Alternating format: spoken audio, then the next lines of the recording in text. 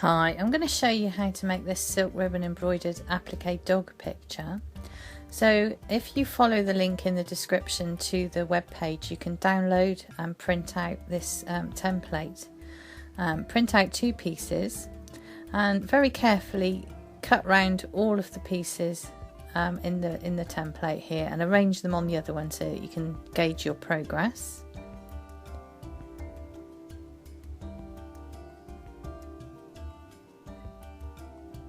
So I've got all my pieces cut out there. I'm now going to use these to draw around. So I've got some Bonder web here. Now Bonder web is webby on one side, papery on the other. And I'm going to need a piece that is going to fit underneath my first template piece. So I'm just cutting a square. And you can see it's going to fit. So I've chosen the fabric for my first piece. I need to place it upside down on an ironing board.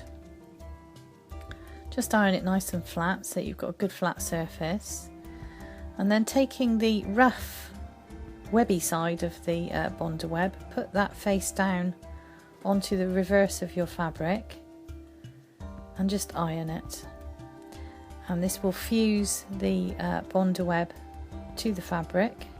Eventually we're going to peel off this backing, but we need it there for now.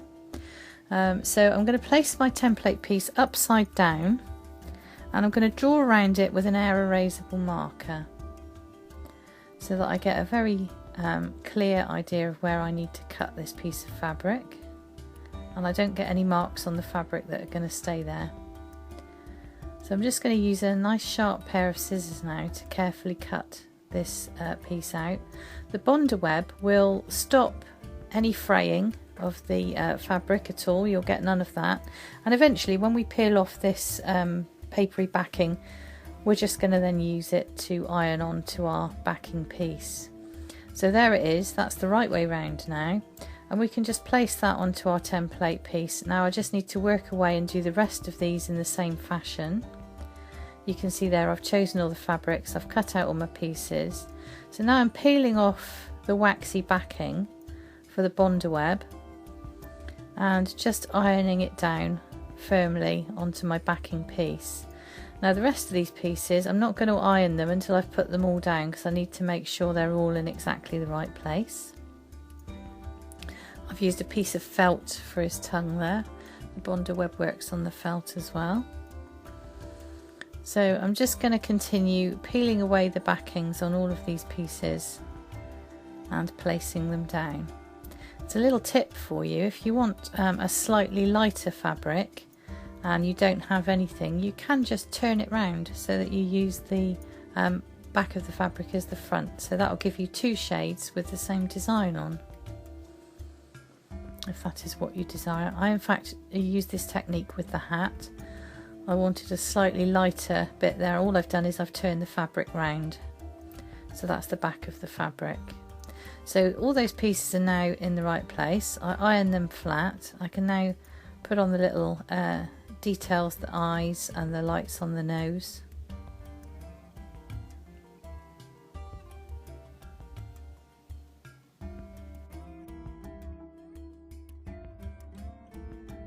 So now I've gone to my sewing machine. I've put on a bouncer foot. So it's a free embroidery foot. I've dropped the feed dogs. I've installed some black thread. I'm dropping my tension down to about 2. This will make sure that the bottom thread doesn't appear on the top by accident while I'm freeform sewing. And to get this beautiful naive look, I'm just going to stitch around each piece just freeform. So I'm just allowing my hands to move the fabric underneath the needle as it's moving, and you get these beautifully almost cartoony outlines on the pieces. It's a very naive look, it's really cute. So just have fun with this. Just wander around each piece with your sewing machine. If you don't have a freeform foot, you can just take the foot off altogether, but do be very careful with your fingers. Don't get your fingers under there. So I'm just stitching in some detail lines here on the hat, just freeform as I go. I could have used the air erasable pen on there if I wanted to draw some lines to follow. I'm confident enough just to do it, I think. So there, I'm just outlining every piece here. So although the bonder web has stuck this down very firmly, this will obviously help to tie the pieces together as well. I'll just stitch everything down firmly. So you can use all your little scrap bits on projects like this. Once this picture's made, you could make it into a cushion, you could make it into an actual wall hanging, you could just have it as a little picture, turn it into a bag, all sorts of things. So there's my picture all appliqued and finished now. I'm now going to use a white air erasable pen. You can get these air erasable pens from craftyattic.com. I'm just going to draw some circles on the hat. You can see with these this white air erasable pen, the white marks develop as the ink dries out slightly. You can just see that they're developing there. I'm just going to maybe draw another circle. So I've got some 2mm white pure silk embroidery ribbon from craftyattic.com. And I've just tied a knot in one end. I've got a chenille needle in the other end. Chenille needles have very sharp points and have very fat eyes, so they're what you need to do ribbon embroidery with. I'm just now making a little 5-spoke wheel with this white ribbon. So making sure I've got 5 spokes and just making a little star. I'm just going to do that on all of the circles that I've drawn now. These are going to form the basis of our roses on this hat here. So I'm just going to continue around and do these little spokes in every circle. I've now got some 7mm pure silk white embroidery ribbon. I've just run it through a set of hair straighteners there to iron it out and make it nice and glossy. I've got a slightly larger chenille needle now. And I'm going to tie a knot in the other end. When you're doing ribbon embroidery, you must make sure you use 100% pure silk ribbon. Nothing else will fold small enough to pass through the fabric, and nothing else will give you the gloss and the sheen of silk either. So the first thing I'm doing is bringing the ribbon up through the fabric, and I've done a French knot to start this rose off. So you wind the ribbon 3 times around the needle, pass the needle back down through the fabric again. This is quite tight because we've got the bonder web and a couple of layers of fabric, but you can just tug it with a pair of pliers. So now I've brought the ribbon back up through, and I'm just going to now weave the ribbon over these spokes. So over and under, over and under, over and under. Because you've got an odd number of spokes, you will get this woven effect. So you don't want to pull these ribbons too tight, you don't want to leave them too loose either. But if you do, you just get flowers that look like they're just about to open, or they have fully opened, so you don't need to worry about it too much. I'm just continuing to wind around and around.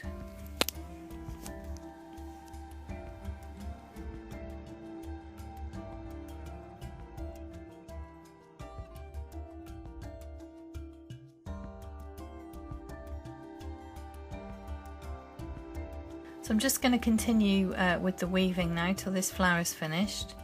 You want to wind the ribbon until you can't really see any of the spokes, so make sure your blooms are good and full of ribbon. So I'm just going around, I've accidentally picked up a thread there. So, and then you can pass the ribbon back through the fabric when you're finished. And just now we're going to pop up into the centre of the next one and start the process all over again. So using a pair of pliers to get the needle up through, winding 3 times around the needle, passing it back down through, pulling it tight, and that's going to form the centre of our rose. Using a pair of pliers there again on the back side just to pull that through. Bring the ribbon back up through to the front and then start your weaving again. So this time I'm going to do it with a slightly larger ribbon to get a larger flower. So I've got a 13mm pure silk white embroidery ribbon here. I'm threading a chenille needle, tying a knot in the other end. I'm going to clip that off nice and tight so that I don't have a long tail to accidentally pull on. And once again I'm going to bring the ribbon up through the fabric in the centre of the flower. Give it a good yank with the pliers. So wind the ribbon 3 times around the needle, pass it back down through the fabric. Tug it with a pair of pliers if necessary.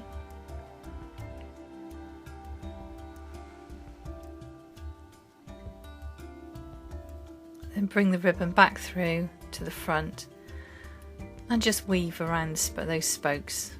So over and under, over and under. These silk ribbon roses are so quick to do, they're very, very effective. It's very difficult to get them wrong. They don't require a huge amount of skill, so it's a really good way of getting some beautiful silk ribbon embroidery onto your projects. So you can get these silk embroidery ribbon from us at craftyattic.com. Provided your order is over a minimum amount, then we will ship free worldwide.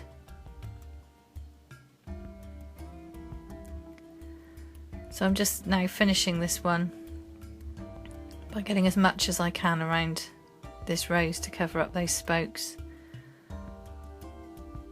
And then finally I'm just going to pass the ribbon back down through the fabric again.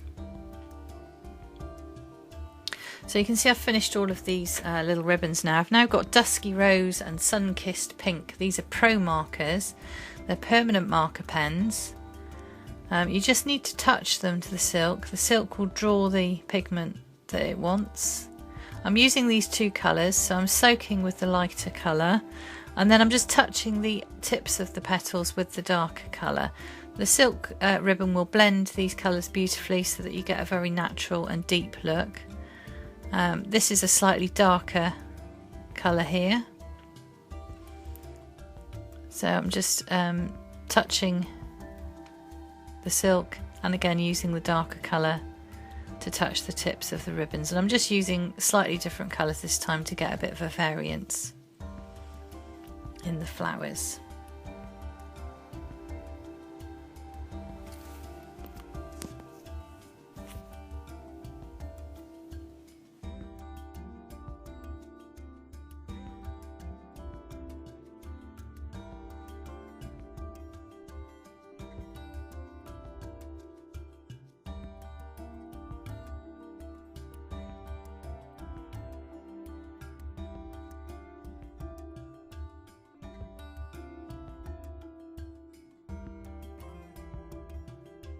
I'm just now going to do some little daisies on top of these roses. So I've got some 4mm pure silk white embroidery ribbon.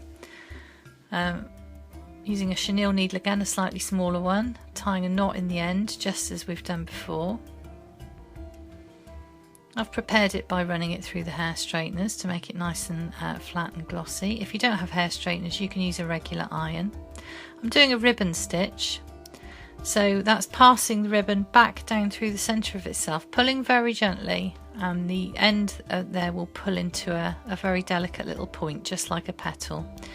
So you pass the needle back down through the centre of the ribbon and pull very gently to form these petal shapes.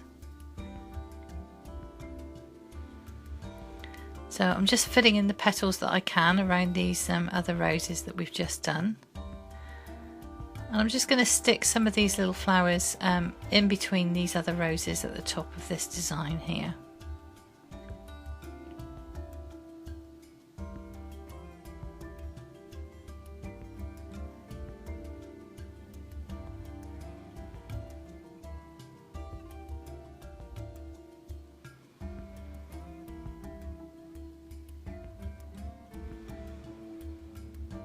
So I've done my little daisies, forget-me-nots, whatever we're calling them. I've got an orchid coloured pen here, so I'm just touching the centre of that. And then there's a slightly darker purple, just touching the tips, so that we get this beautiful blended effect on these flowers.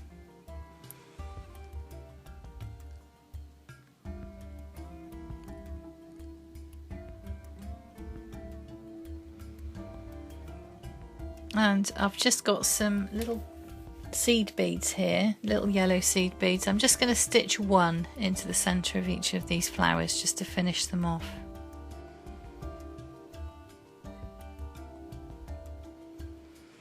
So you can get the silk ribbon, the needles and the air erasable pens from craftyattic.com. Please support us by ordering something from us, because it means that we can make more videos.